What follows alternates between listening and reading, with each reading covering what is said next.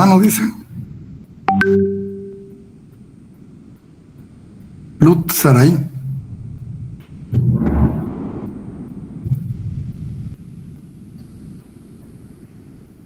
Bueno, si no contesta, entonces vamos a continuar.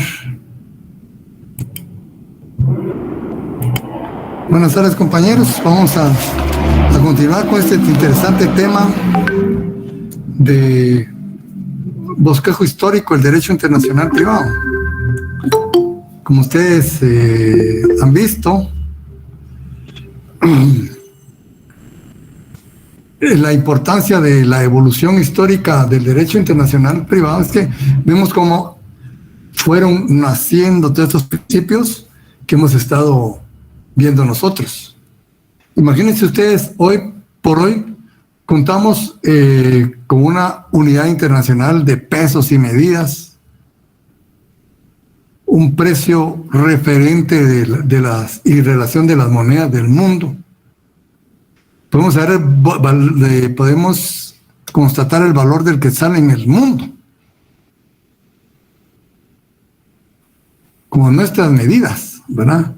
Imagínense ustedes en un tiempo en que no existía esta unificación, cómo se desarrollaba, por ejemplo, el comercio de un país a otro.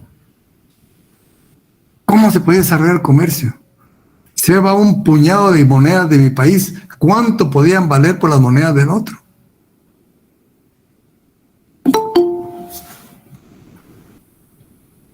¿Cómo podía crear certeza con los documentos de crédito, los pagarés, ¿verdad? Todas esas cuestiones que empezaron a hacer desde la Edad Media? ¿Cómo podíamos determinar el tamaño si no había unidad de medida? Codos, cadenas, ¿verdad? Pies, centímetros. Y no había un punto de unificación internacional. Solo con eso pueden ustedes imaginarse ese gran problema, ¿verdad? Ese gran problema. Entonces, como ven, el derecho internacional privado es importantísimo. Viabiliza todas esas cuestiones, ¿verdad? Y logró, pues, no solo el comercio, sino la convivencia entre los estados. Hemos visto, pues, que los acontecimientos históricos, como habíamos visto antes, la historia, ¿verdad?, tiene relación muy estrecha, muy especial con el derecho internacional privado. Vemos que Roma, que acaparó la historia por muchos tiempos, era un imperio avasallador, que convivió con otras organizaciones poderosas también, pero aislacionistas,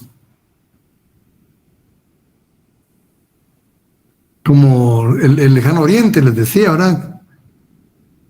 China, Japón, Corea, que esas todavía, aún hoy, todavía guardan son muy como huraños, ¿verdad? No les gusta mucho la relación con las demás personas, son muy reservados. Esa ha sido la historia de ellos. Imagínense, hace unos 1000 años, era tremendo. Unos 500 años atrás, ¿verdad? Era muy, muy complicado. Entonces, Roma, pues, conquistaba y no le interesaban los valores culturales de las sociedades conquistadas, ni su sistema legal. Roma imponía su sistema legal, sus costumbres, ¿verdad? Y no se podría hablar de derecho internacional privado propiamente.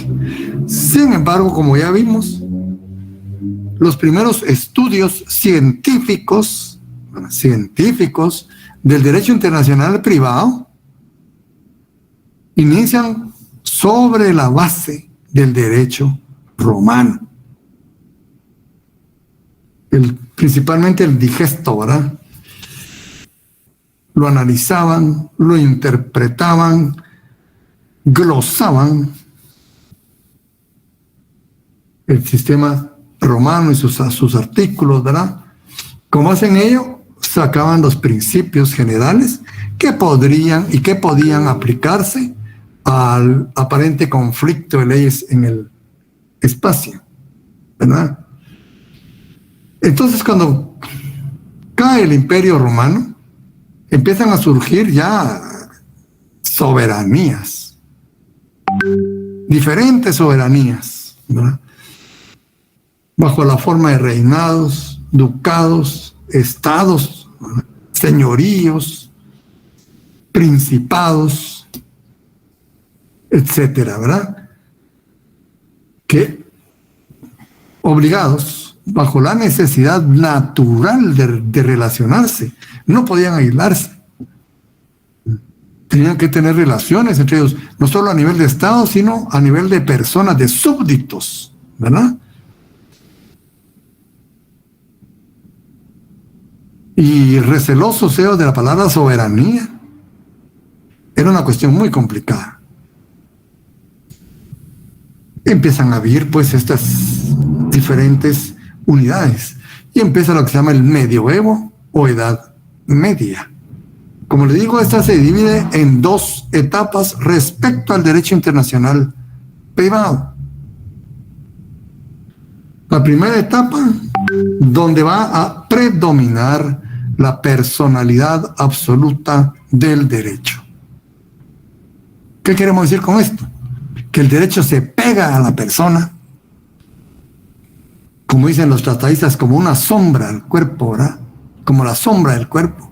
Va donde van. Así era la ley personal. Se pegaba a la persona y lo seguía. Pero las personas se acompañaban de todo su sistema jurídico personal e iban con ellos por el mundo, exigiendo que para ellos se aplicara su sistema. Imagínense ustedes, aún hoy en día no hay un juez capaz de aplicar todos los sistemas del mundo, ¿verdad? Y por cuestiones prácticas no se puede, no se podría. En ese tiempo pues no se había analizado tanto la situación, ¿verdad? Y todas las personas pues van con su sistema jurídico a cuestas y caminan mundo. A la hora de algún problema, de alguna relación jurídica, de algún contrato, exigían la aplicación de su ley. Como ustedes pueden darse cuenta, este sistema es inviable.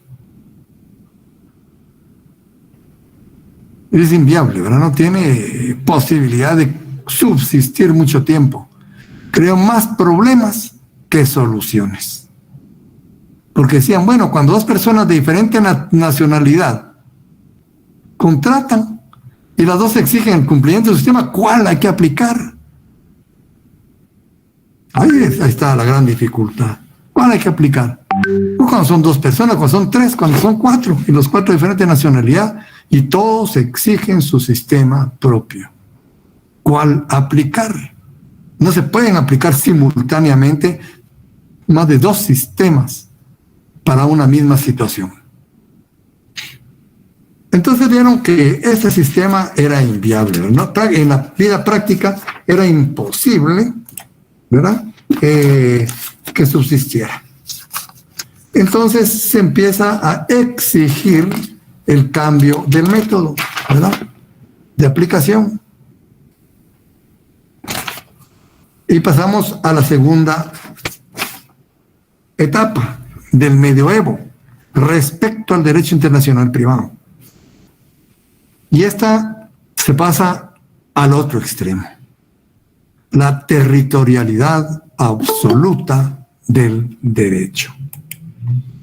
Prácticamente, tácitamente, decían a las personas, deje su derecho en su casa, pues no va a servir para nada, ni una ley. Camine porque yo le voy a aplicar todo mi sistema jurídico a usted. No importa de dónde venga ni quién sea, ¿verdad? Mi sistema jurídico va a prevalecer sobre cualquiera que se posesione en mi territorio. Eso se llama territorialidad absoluta del derecho.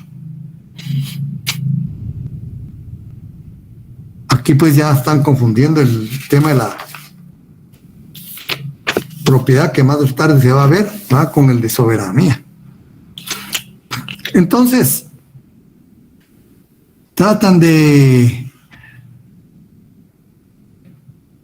sistematizar, de basar la convivencia privada internacional con base a la territorialidad absoluta del derecho. Ningún Estado se preocupaba de conocer otro sistema jurídico más que el suyo propio. Como ven, esta otra posición radical es inviable también. Y no se podía convivir ni establecer una sociedad internacional privada en ese sentido, ni relaciones jurídicas privadas con ese sistema. Entonces vieron que ni la territorialidad absoluta del derecho, ni la personalidad absoluta del derecho, en forma totalitaria, podían prevalecer. Entonces, es cuando empiezan a surgir nuevos pensadores, nuevos científicos del derecho, a los que se le llaman los glosadores y posglosadores, que comenzaron, pues, se dieron a la tarea de analizar esta situación. Y es donde nace la teoría de los estatutos, lo que hemos hablado antes, la teoría de los estatutos.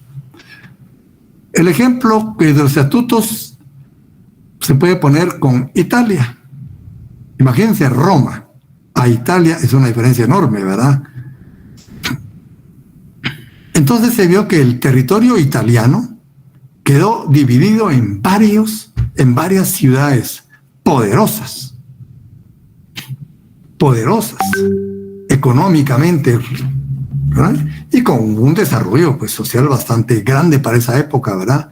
Aquí se menciona el doctor Larios ciudades como Génova, Pisa, Milán, Florencia, Venecia, Bolonia, ¿verdad?, que eran ya urbes, ¿verdad?, bastante grandes, con autonomía, con riqueza, con identidades.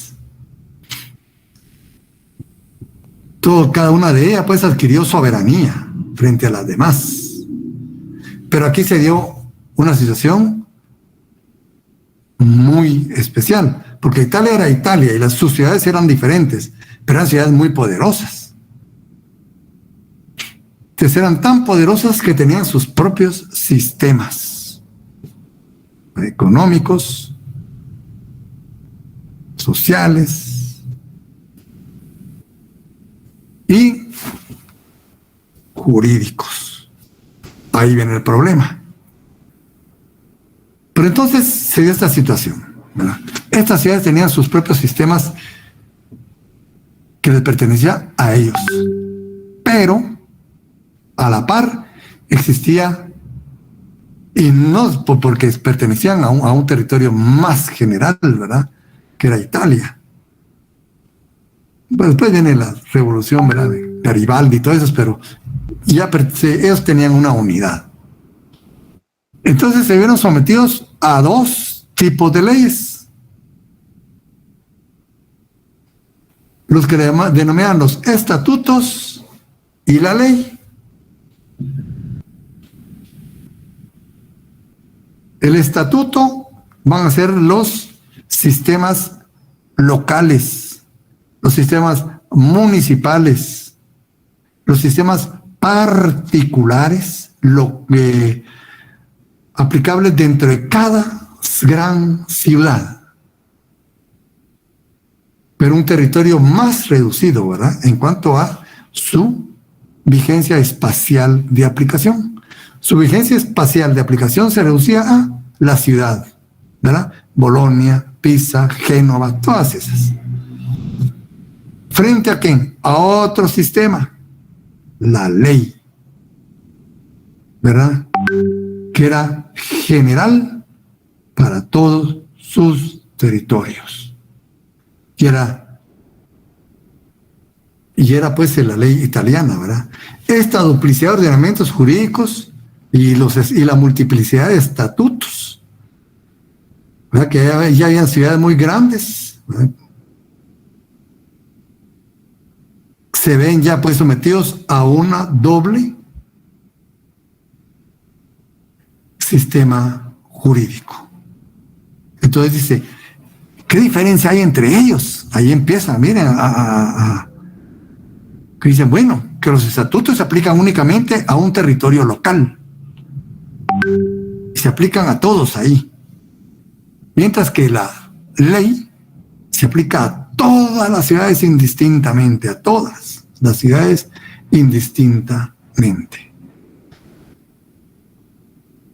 Entonces dicen, una es territorial y la otra es extraterritorial. Miren, desde ahí empieza a manifestarse, miren, se pone pues ya la situación muy importante, ¿verdad? Que ustedes ven, ya empieza a manifestarse el derecho internacional privado tal como lo conocemos hoy, ¿verdad? En esta problemática, decían, bueno, ¿cuándo aplicamos los estatutos y cuándo la ley? Ahí están los dos sistemas, pero no podemos deshacernos ni de uno ni de otro. Entonces, a eso empezaron a encontrar las fórmulas.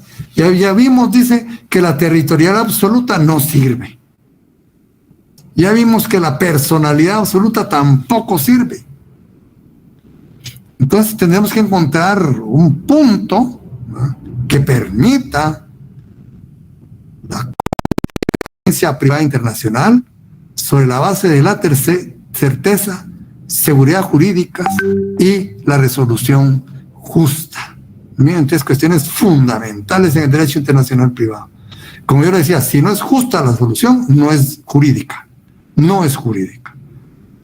Pero ¿cómo puede ser justa, verdad? Cuando hay dos sistemas, ¿y cómo puede eliminar uno y el otro no? Entonces, ahí empieza esa discusión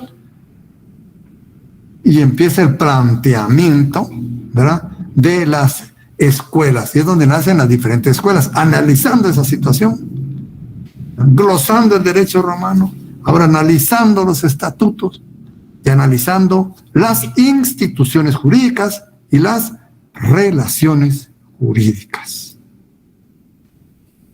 Así es como nacen esas escuelas, ¿va? La escuela italiana, la escuela francesa, la holandesa, la francesa de la segunda época, que empiezan a manifestar ya posiciones muy importantes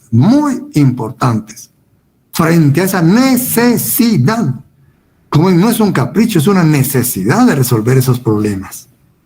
Y ahí es donde les hablaba yo pues de estos grandes autores, ¿verdad?, como Bartolo de Sassoferrato, Charles Dumoulin, ¿verdad?, un francés y un italiano, pero pertenecen a la escuela italiana por la forma en que plantean las soluciones. Dumoulin obviamente se inspiró en Bartolo, ¿verdad? Entonces seguía su misma directriz.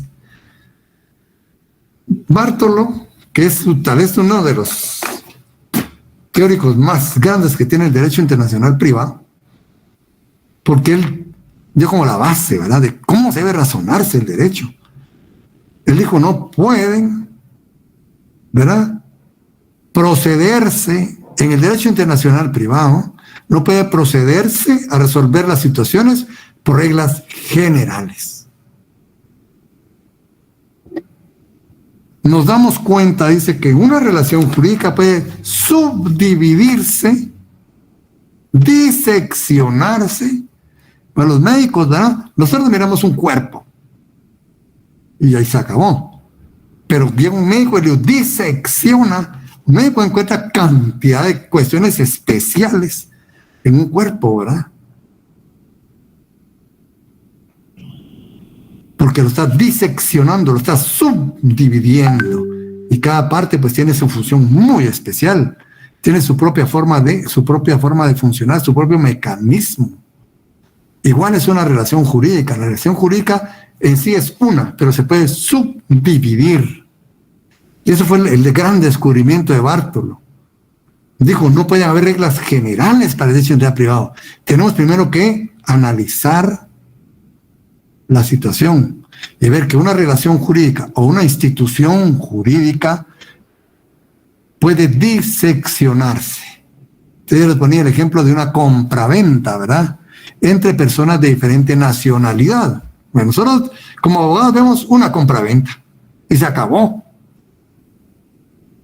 Pero si vamos a este método escolástico le decían de dividir y subdividir,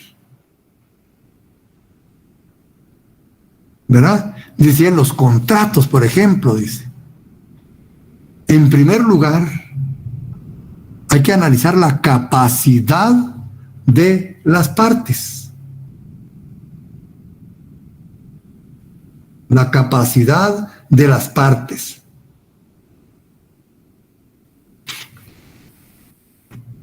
Pero, ¿por qué? Dice, porque no en todas las ciudades o países adquieren su capacidad, ¿verdad?, a la misma edad.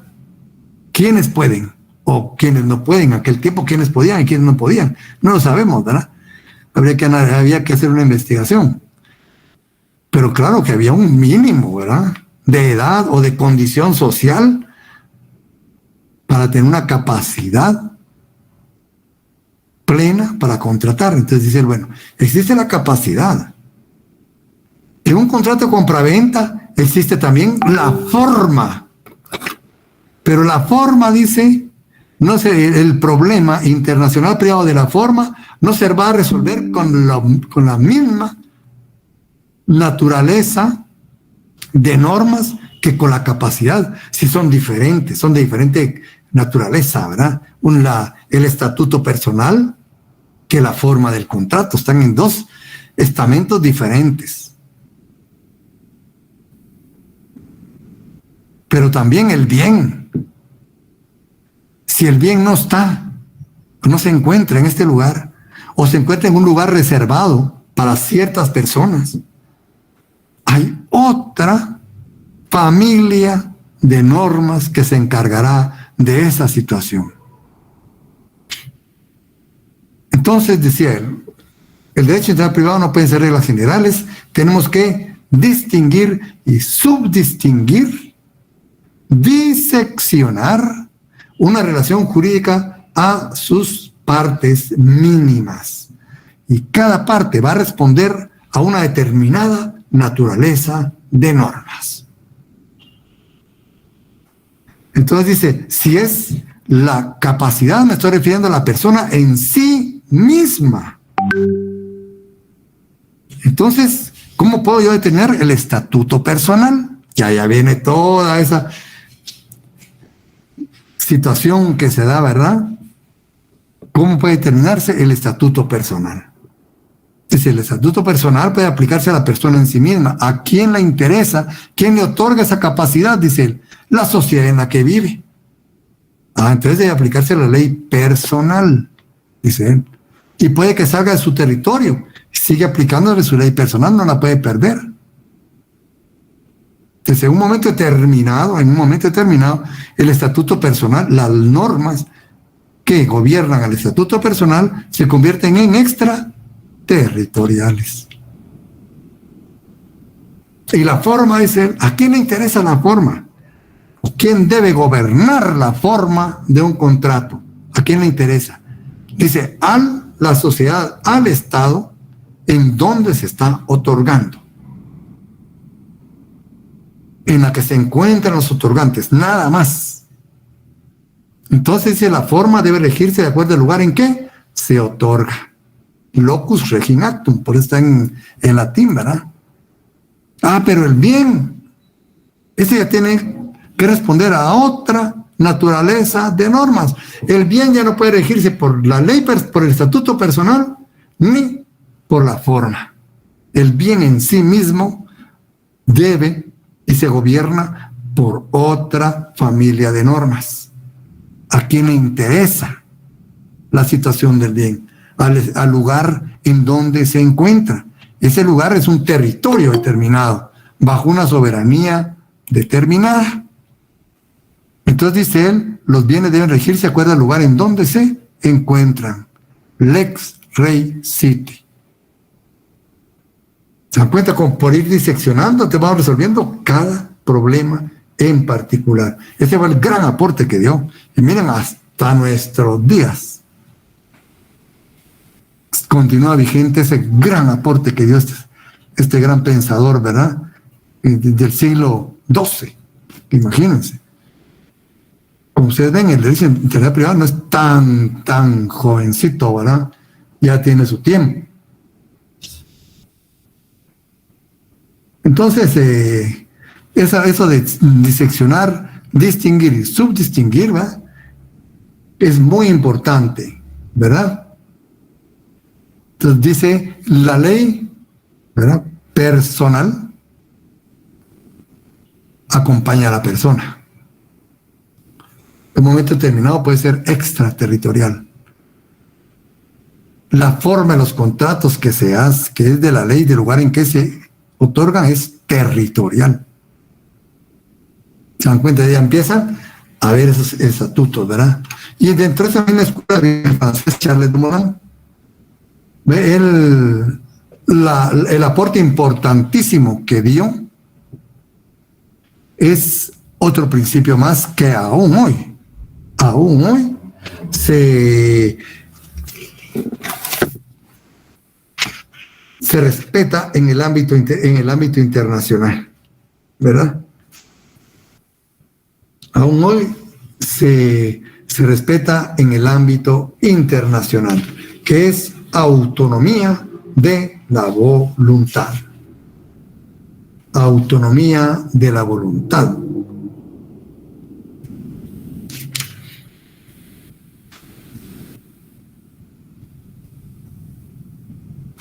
Por ejemplo, el pacto de sumisión viene inmerso dentro del contenido general de autonomía de la voluntad. Ustedes tienen la voluntad o no, ya someterse a un determinado sistema jurídico. Más que todo ustedes lo ven en los contratos de mutua, donde dicen renuncia al fuero de su domicilio. Ahí está manifestando su autonomía de la voluntad. ¿A quién afecta? ¿A quién afecta que yo en mi situación particular de una persona capaz renuncie al fuero de mi domicilio? A nadie, ¿verdad? Ni a la sociedad, ni al sistema jurídico, ¿verdad? Pero, digamos, cada sistema jurídico determina qué puede manifestarse mediante la expresión de voluntad de las partes. Pero, ¿verdad?, que puede manifestarse mediante la expresión de la voluntad de las partes. Y hay unas situaciones que no se pueden renunciar. Por ejemplo, el representante de los menores de edad no puede renunciar a los derechos de sus menores representados. Hay límite. Allá entra el orden público. Como ven, hay límites a esas situaciones. Pero Charles Dumoulin dio ese gran aporte. Dice, hay situaciones, dice él, ¿verdad?, que no afectan a la sociedad. ¿Para qué vamos a someter a discusión ello? No afectan ni al estamento social ni al sistema jurídico. Y posibilitan, ¿verdad?, la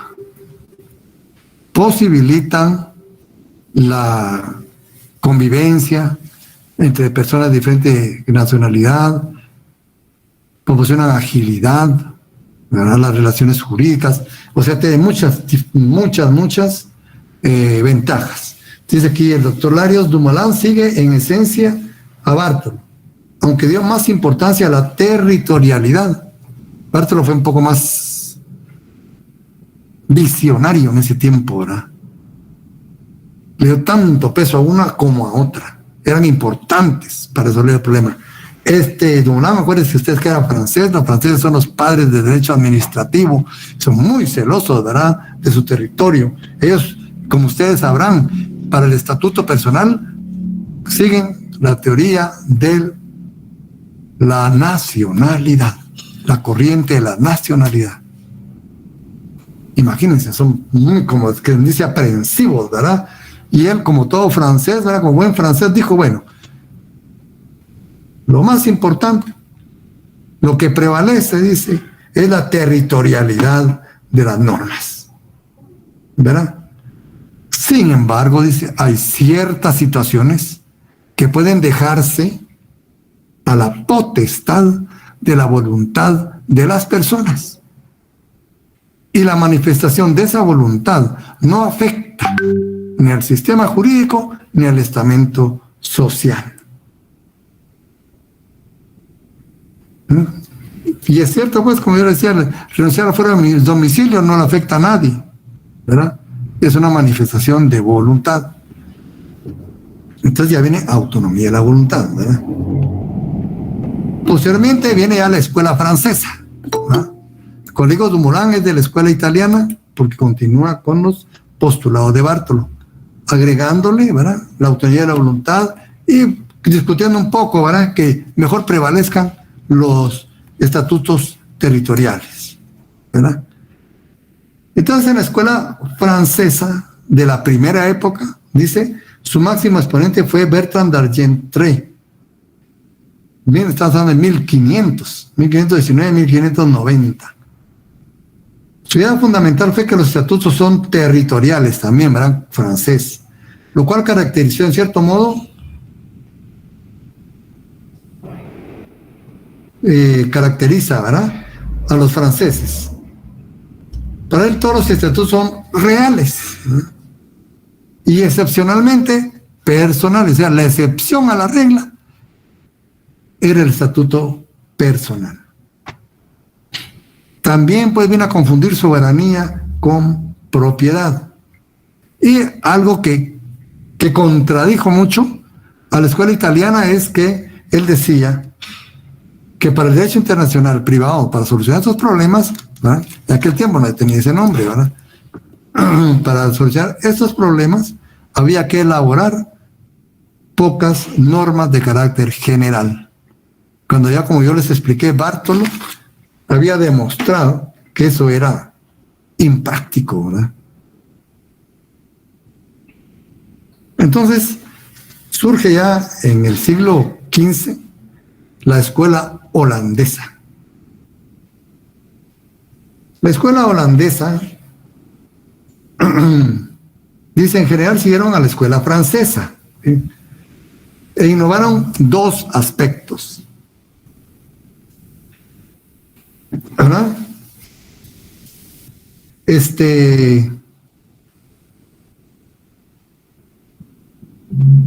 Uno, introdujeron la idea de los estatutos mixtos entre reales y personales.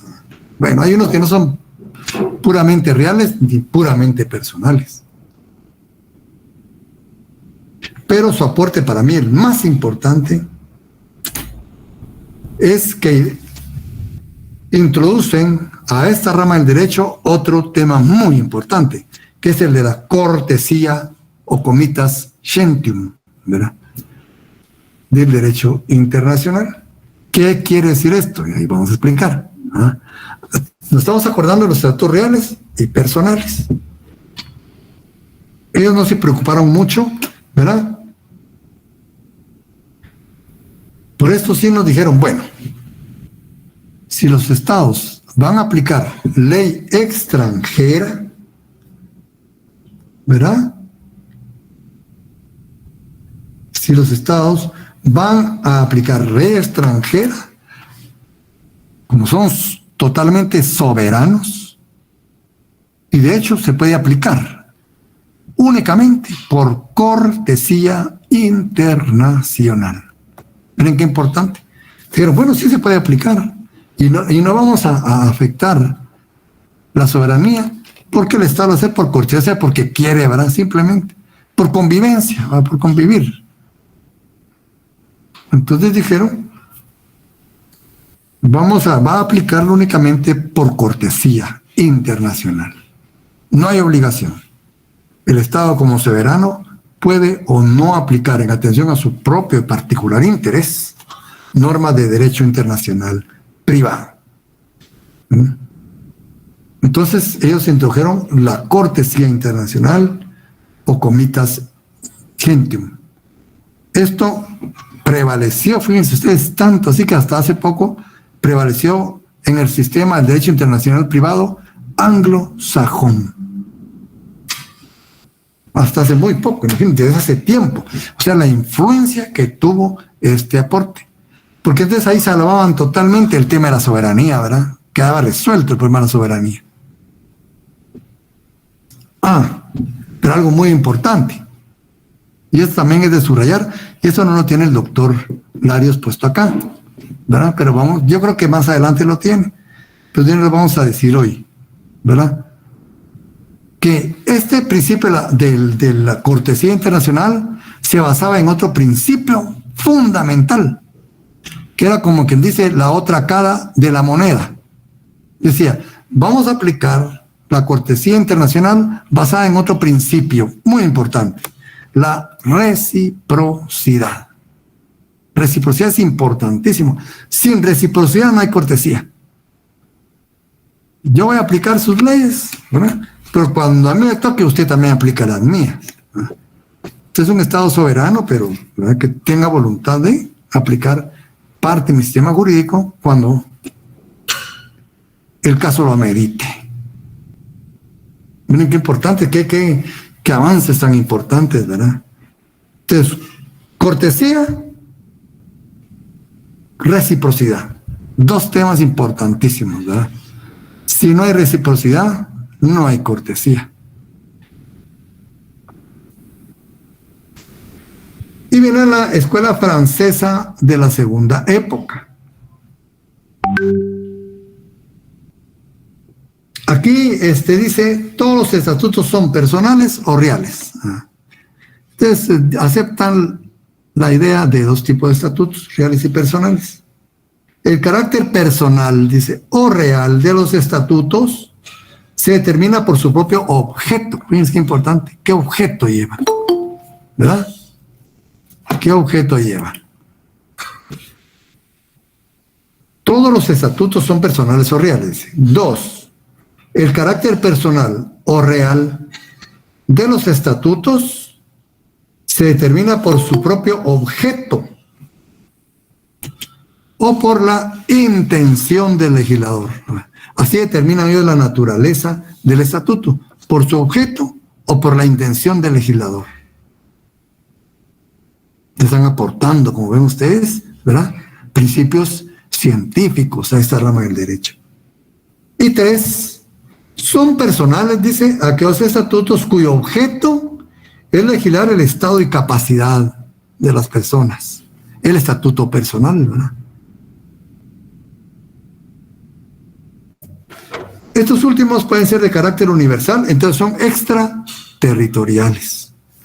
O de carácter particular, entonces serán extraterritoriales solamente cuando no hayan bienes en litigio. Bueno, estas cuestiones ya fueron superadas, ¿verdad? Pero los principios básicos, como ustedes ven, están propuestos desde estos momentos, ¿verdad? De ahí viene otro tratadista, ¿verdad?, de la escuela francesa de la segunda época, y añadió, dice, debe pronunciarse por el carácter personal de los estatutos. Él dice que se decanta más por el carácter personal de los estatutos, como ven, contradiciendo a la escuela francesa, ¿verdad?, de la primera época, y por eso son diferentes. O dice, no, prevalece más el personal, pero más que todo dice sobre la persona. Y dice, es que los bienes son creados para las personas. Entonces el bien importa tanto en cuanto a una persona, ¿verdad? Entonces, como en la escuela de la primera época francesa, la primera época enfatiza sobre la territorialidad. La escuela francesa de la segunda época da un giro hacia la personalidad, hacia el estatuto personal. ¿Qué aportaron estas escuelas en general? En primer lugar, la ley del domicilio para regular el estado y la capacidad de las personas, ¿verdad? Lo que prevalece hoy, ¿verdad? En aquel tiempo decían personal, ¿verdad? Lex rei citae para los bienes inmuebles, el lugar en que se encuentren. Locus regin actum para la forma de los contratos o actos jurídicos.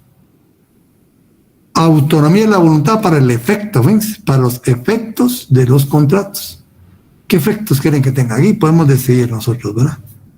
Lex fori, los aspectos procesales. Y la territorialidad de la ley penal. Y además reconocen la extraterritorialidad de ciertos asuntos. Es decir, que puede tener efectos en un lugar y puede tener efectos en otro lugar diferente, ¿verdad? Entre otras cosas, ¿verdad? Entonces, pueden estrategiar para ciertos asuntos. Bueno, entonces ya pasamos a la época moderna, ¿verdad? Porque llegamos de lo antiguo a lo medieval, de la época moderna. Aquí hablamos de la escuela angloamericana, la escuela italiana, la escuela alemana, otra escuela de Francia, dos de Francia, y ya empezamos con las escuelas americanas después. Pero como vamos a ver en la historia de la codificación del derecho internacional privado, América y Europa iban en paralelo casi, aunque América logró antes que Europa codificar el derecho internacional privado. Es decir, América es muy importante para el derecho internacional privado en el mundo, ¿verdad? Junto con Europa son los impulsores del derecho internacional privado a nivel mundial. En la época moderna, dice, así entramos a lo que se ha de llamar época moderna, el derecho internacional privado, caracterizada por la aparición del convencimiento de que el derecho internacional privado constituye una rama especial del derecho en general. A ello contribuyeron autores de Europa y de América. En los principales, Story en Estados Unidos. Story fue el que acuñó, fíjense, tan importante es, fue un magistrado de la Suprema Corte de los Estados Unidos. Él fue el que acuñó el nombre Derecho Internacional Privado. A él se le debe el nombre de esta rama del derecho. Hay un británico, Alemania, Italia, Francia, España. Dice aquí tenemos a Ferrater.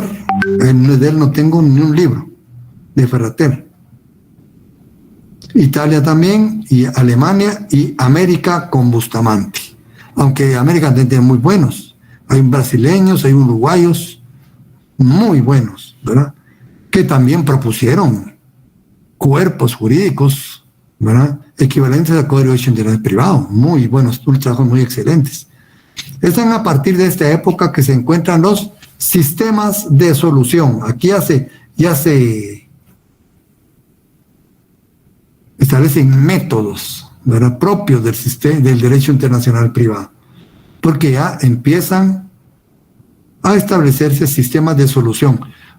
Otros le llaman sistema de solución de conflictos, ¿verdad? ¿Conflictos de qué? De leyes en el espacio, consistentes en doctrinas formuladas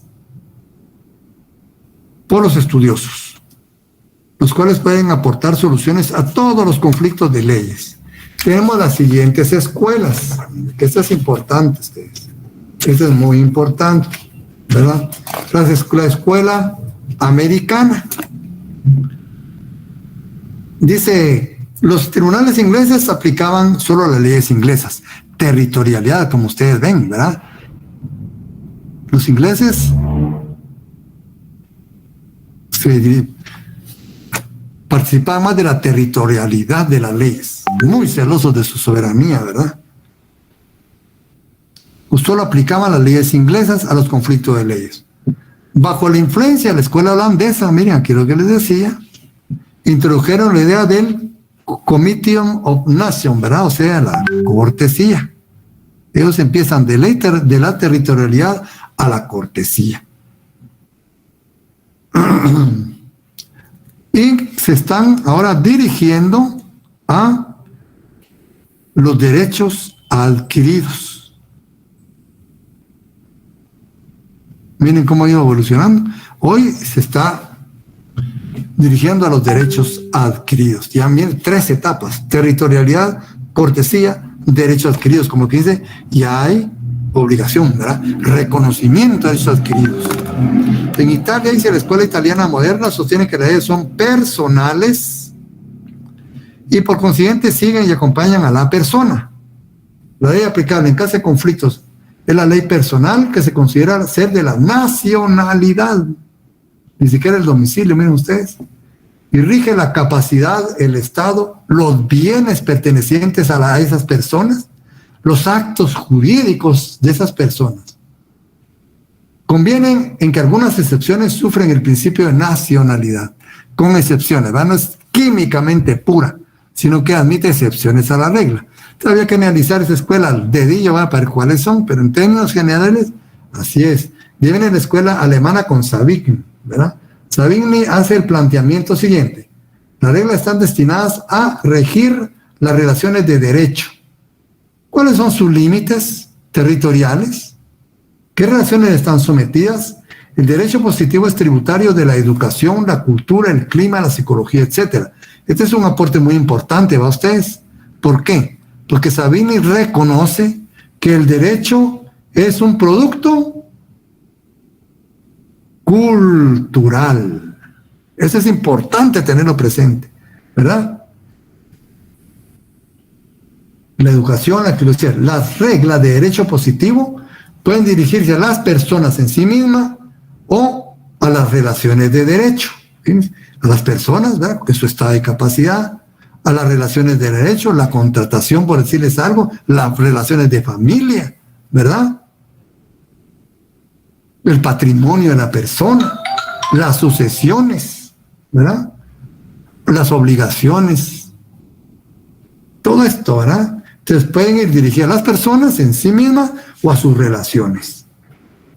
En el fondo dice lo que él plantea, siempre es la persona el objeto directo e inmediato de las reglas de derecho. Dice la persona. Están los bienes, pero es la persona, pues, en relación a la persona que se legislan los bienes, ¿verdad? Primero en sí misma, ¿verdad? Su estado y capacidad, ¿verdad? Y después en sus diferentes relaciones. ¿Puede o no puede? ¿Debe o no debe? ¿Puede adquirir o no puede adquirir? ¿Puede poseer o no puede poseer? ¿Quién? La persona. Y en relación a ella está legislado sobre el bien, sobre él con la contratación, etcétera, ¿verdad? En caso de conflicto, lo que procede es buscar para cada relación, esto es lo más importante, miren, en caso de conflicto, lo que procede es buscar para cada relación jurídica el dominio del derecho más conforme con la naturaleza propia de esa relación. Voy a repetir porque esto es importante. Dice Savigny, en caso de conflicto, dice, lo que procede es buscar para cada relación, no es una sola, como ven, ya estamos otra vez llegando a que no hay reglas generales. Vuelve a reafirmar lo de Bartolo de Sassoferrato. Buscar para cada relación jurídica el dominio del derecho más conforme con la naturaleza propia y esencial de esa relación. A esto se le llama teoría de las calificaciones y se utiliza hoy en día.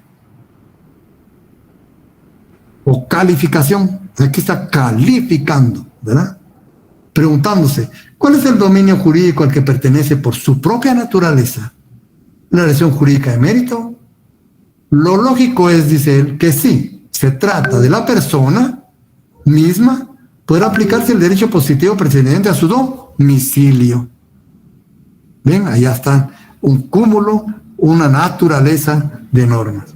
Si se trata de contratos u obligaciones, se aplicará la autonomía y la voluntad. Fíjense qué interesante.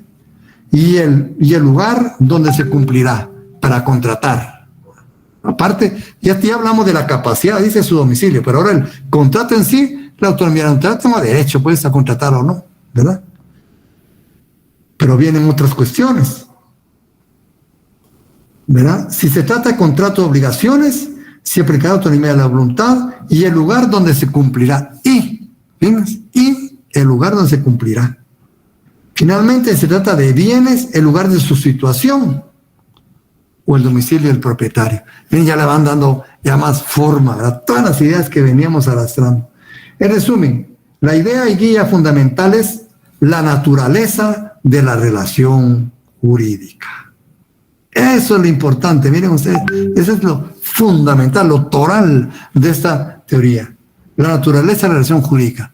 Viene el matrimonio. Es un contrato.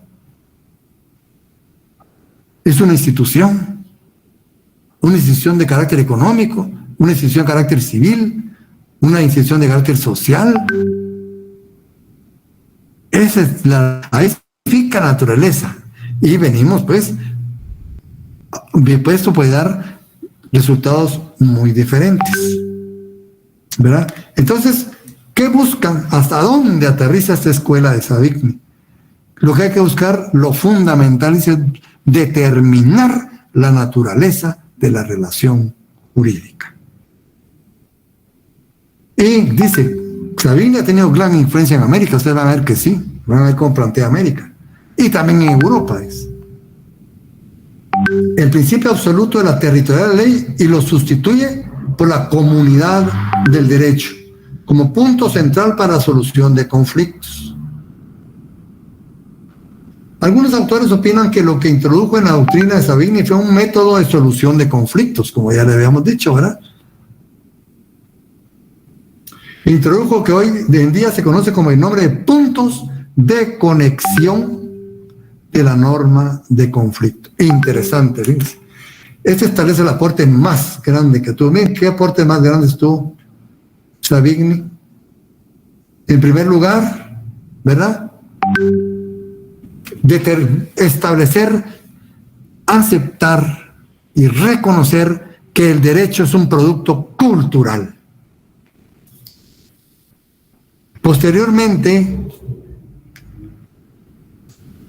determinar, ¿verdad?, que lo que hay que hacer es calificar la relación jurídica o la institución jurídica. Determinar cuál es su naturaleza. Y conforme a esa naturaleza, aplicar hacia ella el conjunto de normas más acorde con su propia naturaleza. Es una institución social, apliquémosle un tipo de normas. Es un contrato, o apliquémosle otro tipo de normas de diferente naturaleza, ¿verdad? Entonces, viene otro aporte muy importante, la naturaleza de la relación jurídica. El derecho laboral, ¿verdad?, ¿es privado? Apliquémosle un grupo de normas. ¿Es público? Apliquémosle otro tipo de normas. ¿Es social? Apliquémosle otro tipo de normas.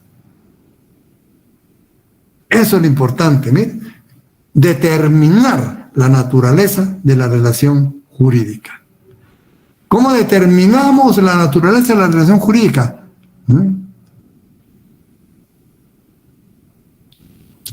A través de un método de solución de conflictos, ¿verdad? Y teniendo en cuenta para esta solución de conflictos los puntos de conexión. Tenemos como punto de conexión el domicilio, la capacidad, la situación del bien, entre otros. Miren, hay reales, hay personales, ¿verdad? Y todo esto nos va dando un resultado distinto. Un aporte grandísimo a ustedes. Viene otra escuela francesa que dice que regresa a la escuela italiana, ¿verdad? Y ahora viene algo muy importante.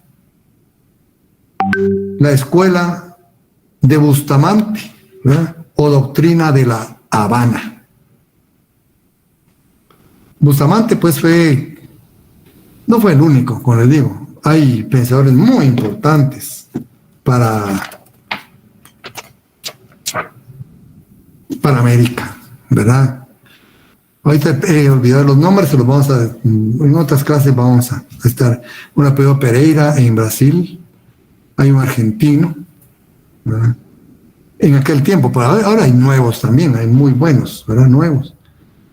Que estuvieron, pues fueron contemporáneos con Bustamante.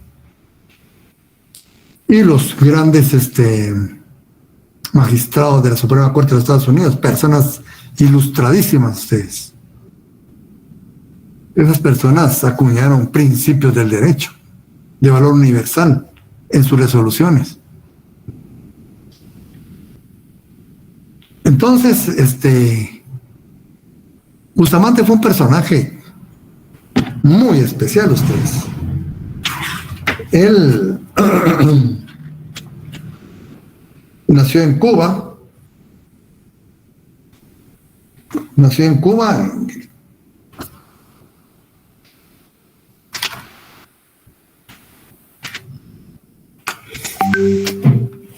¿Verdad?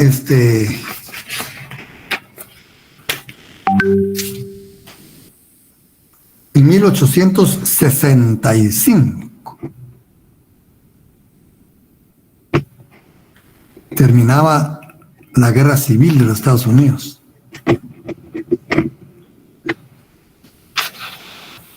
¿Verdad?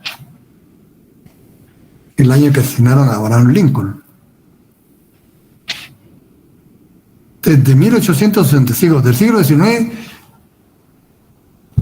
él como persona pública, como un gran científico del derecho, como catedrático universitario, como jurista, pasa al siguiente siglo, al siglo XX. Del siglo XIX pasa al siglo XX, ¿verdad? Ustedes saben que esos periodos muy convulsivos, ¿verdad? Él pues vive los estertores de los movimientos independentistas. Él mismo vivió la lucha de independencia de su país. Y eso le provocó problemas personales a él. Pero participó, porque Cuba fue posiblemente el último país que se independizó hasta 1898, que provocó, ese movimiento provocó la guerra hispanoamericana, es decir, España contra los Estados Unidos. Y provoca, como quien dice, el recibimiento de Estados Unidos como una gran superpotencia. Ahí logra Estados Unidos el máximo a nivel mundial de presentar su gran poderío, ¿verdad? Miren todo lo que vivió este hombre, ¿verdad? Y porque vive esto, vive los estertores de los movimientos independentistas de los demás países y ve también el afianzamiento de los Estados Unidos como una gran superpotencia, como el surgimiento del capitalismo. Ese capitalismo, fíjense ustedes, exigía un nuevo orden nacional y un nuevo orden mundial. Por eso es importante el derecho internacional privado. Viabiliza también el afianzamiento del capitalismo en el mundo. ¿Cómo llegan a moverse los grandes capitales? Las mercancías, los barcos mercantes, la aviación que iba a empezar dentro de poco, los trenes. Tan es así que el magnate de las comunicaciones ferroviarias, Cornelius, no me acuerdo cuál era el apellido de él en estos momentos, financió parte de la invasión filibustera a Centroamérica. Cuando acababa de pasar esa guerra de Centroamérica acá, la guerra centroamericana. Este hombre nació en un momento histórico bastante especial. Y él tenía una mente privilegiada, ¿verdad? Y él se desenvolvió en los campos de la ciencia, el derecho, la docencia universitaria, la actividad diplomática y el ámbito político. Imagínense. Y también ejerció un poco publicó revistas de derecho. Fue una persona muy activa, ¿verdad? Muy activa. Y presidió delegaciones cubanas en los foros internacionales sobre derecho. Él fue expulsado, como yo les decía anteriormente, de la Facultad de Derecho de la Universidad de La Habana cuando era decano.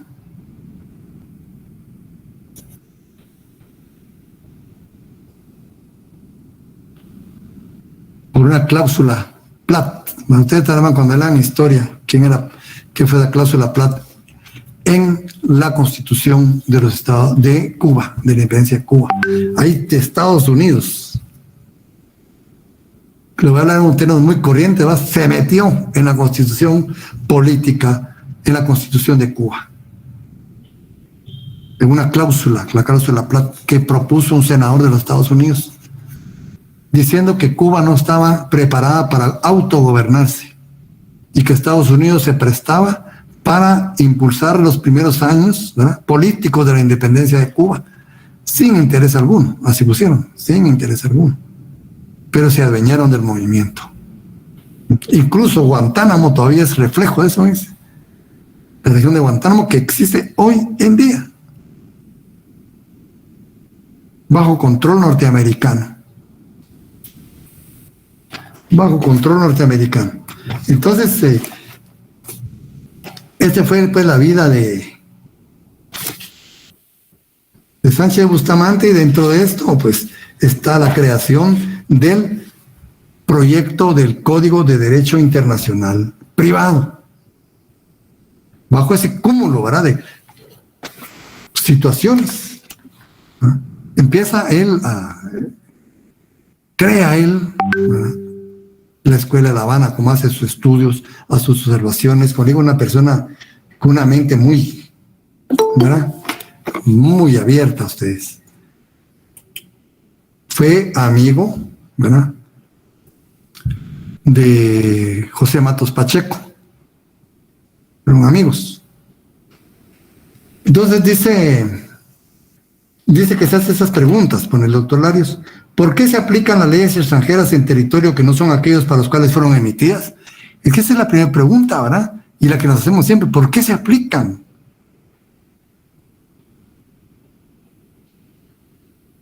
Responde, varias han sido las respuestas. Algunos sostienen que es por la interdependencia de los estados, otros que es por cortesía, otros que se fundamentan en la naturaleza humana como una de las principales exigencias, otros que es debido a la comunidad internacional que tiene necesidad de coexistir jurídicamente y proteger la naturaleza cosmopolita de la persona humana, ¿verdad? Y en esto es lo que dice Antonio Sánchez Bustamante, dice, ¿verdad?, es por la necesidad de coexistir. Como decía, ningún estado, ningún país puede vivir aisladamente, así como ninguna persona puede vivir, ¿verdad?, sin la demás. Y entonces, esta comunidad internacional que tiene necesidad de coexistir también tiene como obligación, como función también, proteger la naturaleza cosmopolita de la persona humana. La persona se traslada de un lugar a otro y no se le puede frenar, no se le puede vedar ese derecho. Dice, 2, ¿qué clase de leyes tienen o no eficacia extraterritorial? ¿Y cuál es el motivo de esa diferencia? Dice, hay leyes de orden privado, dice, las cuales estas se aplican dependiendo de la intención de las partes. Por eso, porque hay 3 clases de normas. Porque hay unas que son de orden privado, ¿verdad?, que se aplican en atención a la voluntad de las partes. Hay leyes de orden público internacional. Estas leyes van a obligar a todos los que se encuentren en un territorio determinado. ¿Sí? Ya son de diferente naturaleza, ¿se dan cuenta? Ya son de diferente naturaleza. Y también leyes de orden público, ¿verdad?, leyes de orden público que se van a aplicar en atención a la persona.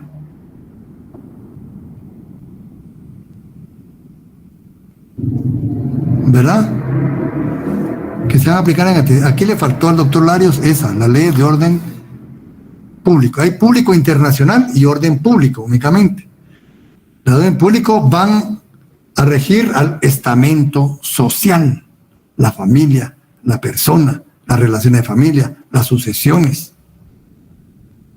Esas protegen y dan estabilidad al estamento social. Por eso es que le interesan a cada estado. ¿A qué país le interesa que la sociedad guatemalteca esté estable? Al estado de Guatemala.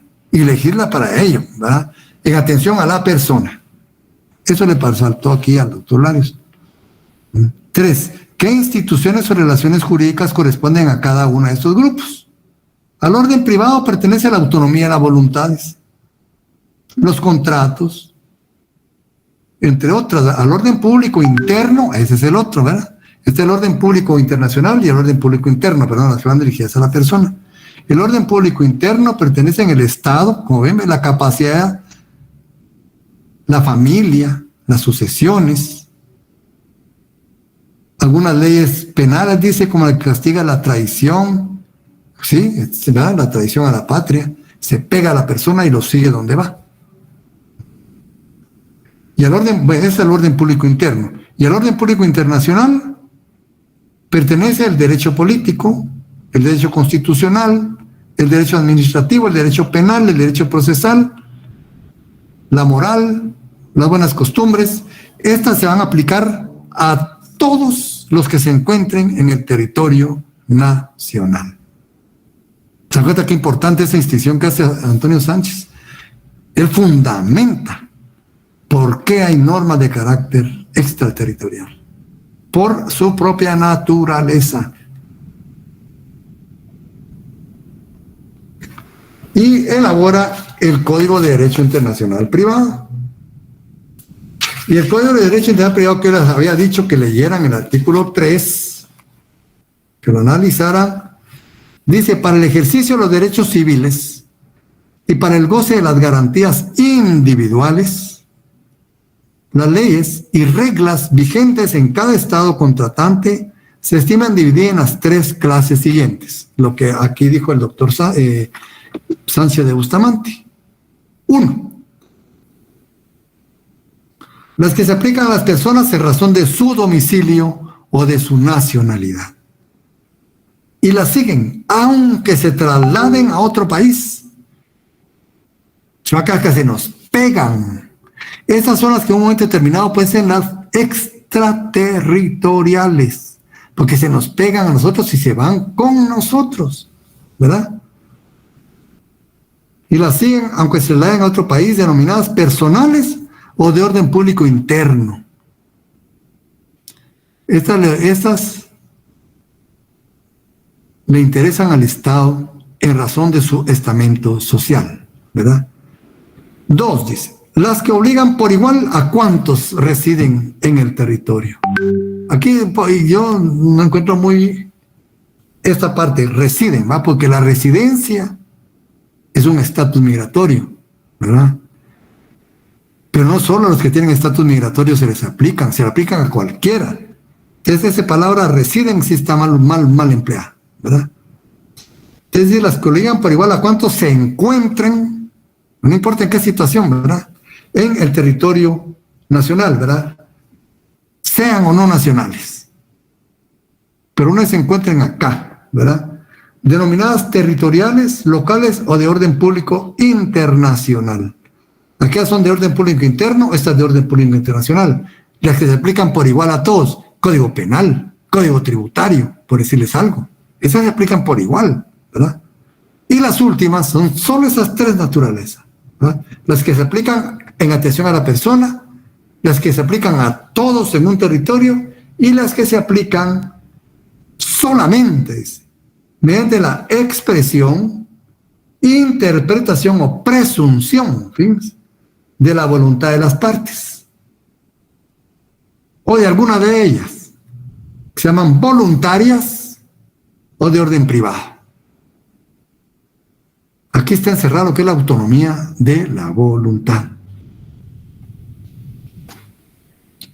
Y este es el aporte que hace Sánchez Bustamante al derecho internacional privado. Ven, es un aporte grandísimo, ¿verdad? Grandísimo. Y ven que el momento turbulento que le tocó vivir, y él mismo pues tuvo una vida muy turbulenta, ¿verdad? Como catedrático más que todo. Bueno, está la labor privada y pública colectiva. Y ahí vemos todo lo individual, privado, ¿va? Los tratadistas, miren, el aporte de los tratadistas es muy significativo. Ahora está la labor privada pública y la labor privada y pública, colectiva. Las dos son colectivas, ¿verdad? Ya vimos la privada individual, ahora vemos la privada colectiva. Este título se debe al trabajo elaborado en conferencias internacionales, ¿verdad? Como Asociación de Derecho Internacional de Bruselas, Instituto de Derecho Internacional de Gante, Instituto Americano de Derecho Internacional, muy bueno ese instituto. Estas instituciones preparan memorias, editan revistas especializadas, preparan proyectos, estudian jurisprudencia y la analizan. Está el Instituto Internacional para la Unificación del Derecho Privado, bajo la Sociedad de Naciones, y cuando esta desapareció, el instituto resurgió el 15 de marzo de 1940, fundada en un acuerdo multilateral, ¿verdad? También hay otras de diferencia jurídica, como Comisión de Naciones Unidas para el Derecho Mercantil, ¿sí? Tiene un muy importante sobre compraventa mercantil, tiene un tratado muy importante. La Convención sobre Prescripción en materia de compraventa internacional y un montón de convenciones que hay ahí, ¿verdad? Además de este, NUDMI ha presentado varios proyectos, modelos de ley sobre arbitraje internacional, transferencias internacionales de crédito, contratación pública de bienes, obras y servicios, comercio electrónico.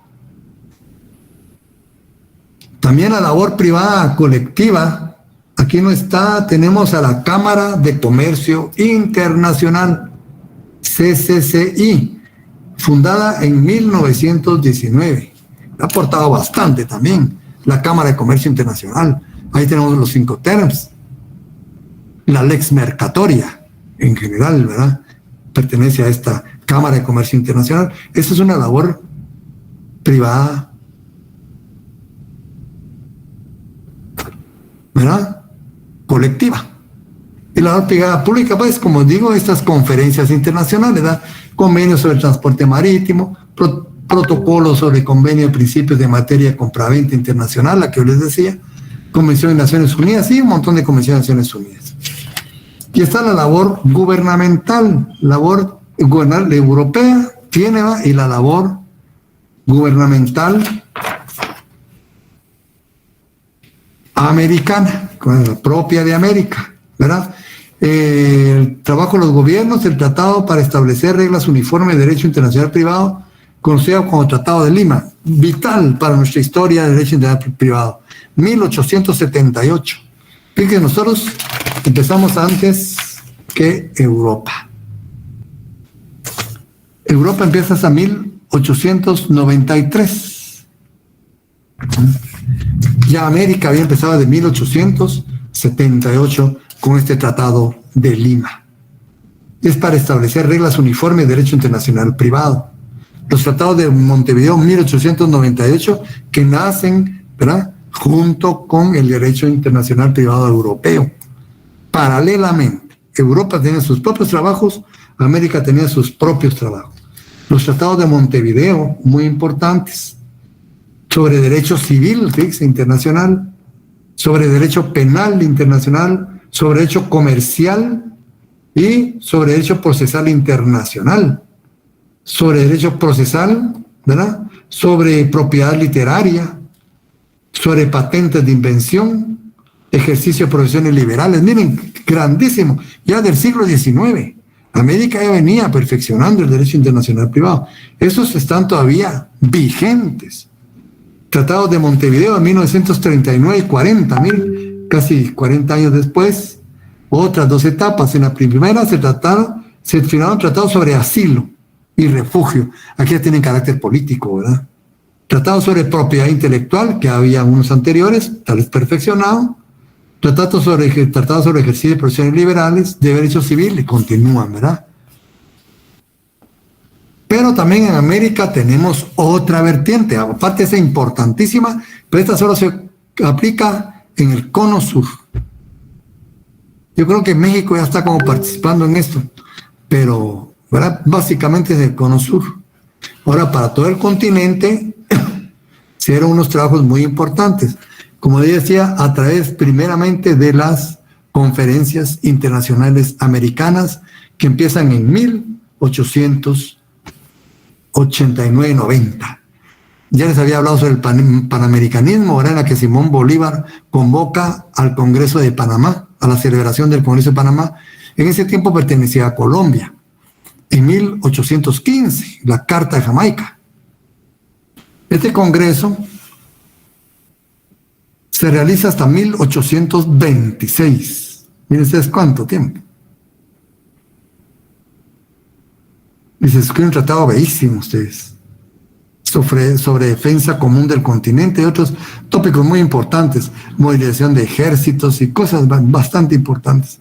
De Guatemala fueron Antonio Larrazábal y Pedro Molina a sentar cátedra allá, muy buenos, ¿verdad? Pero solo Colombia ratifica ese tratado y se queda pues como un dato histórico. Y ya como les contaba, Estados Unidos, ¿verdad? Termina la guerra hispanoamericana, la independencia de Cuba, que ya estaba en esos albores. Incluso ahí, en esa conferencia, se convoca también a Cuba ya como un estado, aunque no había logrado su plena independencia, pero América le da el apoyo y dice, venga usted también. Y llega a Cuba también, aunque no había logrado su total independencia, se le convoca también como parte de los estados, ¿verdad? Y se empiezan pues a celebrar las conferencias panamericanas, retomando el panamericanismo iniciado por Bolívar. Y se firman unos importantes documentos, ¿verdad? Unos importantes documentos, ¿verdad? Un convenio para la formación del Código de Derecho Privado, convenio para ahí empieza, ¿verdad? Pero se le dio también mucho carácter comercial. Y en la tercera conferencia se resuelve crear una comisión de juristas para que elaboren el proyecto del Código de Derecho Privado. Y en la sexta conferencia, ¿verdad? Se elaboraba en 1928, aquí dice 29, pero 28. Casi 100 años, fíjense, casi 100 años después de la conferencia del Congreso de Panamá de 1826, 103 años después, ¿verdad? Se aprueba el convenio, el proyecto del Código de Derecho Internacional Privado. Y continúan las conferencias interamericanas hasta llegar a la 9ª conferencia. ¿Por qué es importante la 9ª conferencia? 1948. ¿Verdad? 9ª conferencia, aquí creo que no la tiene el doctor Larios. 1948 en Bogotá. Se crea la Organización de los Estados Americanos y se terminan pues las conferencias interamericanas, ya se crea un organismo internacional. Por eso dice que la OEA es el organismo más antiguo, porque miren, empieza su vida desde 1815, ¿verdad? Si vamos a la historia. Y en la 9ª conferencia se crea la Organización de los Estados Americanos. Este es a grandes rasgos, ¿verdad? Un leve repaso sobre la historia del derecho internacional privado y cómo fueron formando las escuelas, y vieron que no es un capricho la existencia del derecho internacional privado, es una necesidad. Y a la próxima vamos a entrar con la aplicación de leyes extranjeras. Así que dejamos aquí, compañeros, y primero Dios, nos vemos el día viernes. Tengan ustedes una buena noche. Gracias, Lic. Feliz noche. Gracias, licenciado. Feliz noche a todos. Gracias.